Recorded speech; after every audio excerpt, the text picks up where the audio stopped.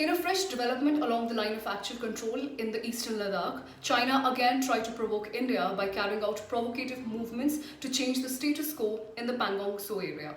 Now, according to the official statement released by the Indian Army today, the incident took place on the south bank of the Pangong Tso on the night of 29th and 30th August, but the attempt was successfully blocked and thwarted by the Indian Army.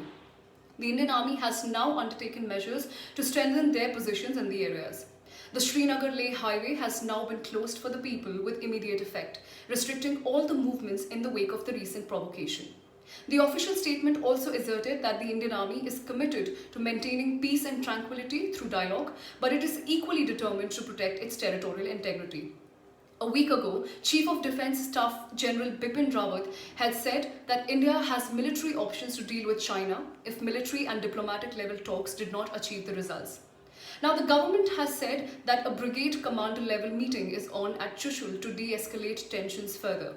Surprisingly, the Chinese Foreign Ministry denied provocating Indian soldiers and appears to blame India instead.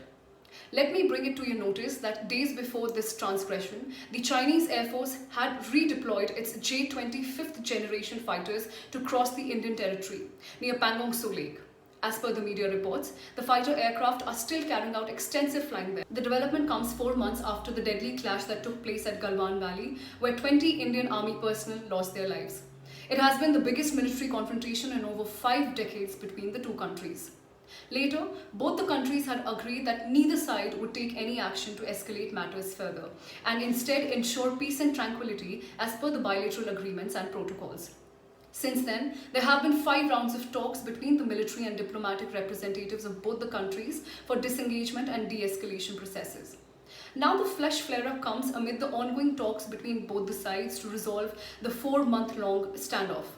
Now, the Chinese troops have strengthened their positions at the Pangong Tso since the beginning of the standoff. Apart from these areas, there has not been any disengagement in the Gogra sector as well. The Chinese have also been building up troops and weaponry in the northern area of the Depsang Plain, which is about 18 kilometers off LAC.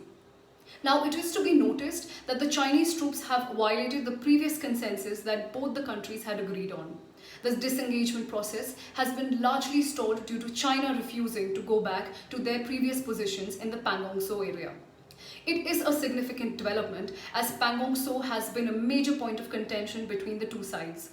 It is the site of eye-to-eye confrontation between Indian and Chinese troops. Now, the line of actual control separates Indian and Chinese troops since 1962 and generally runs along the land. Here it runs through water. Both the sides have marked their areas announcing which side belongs to which country.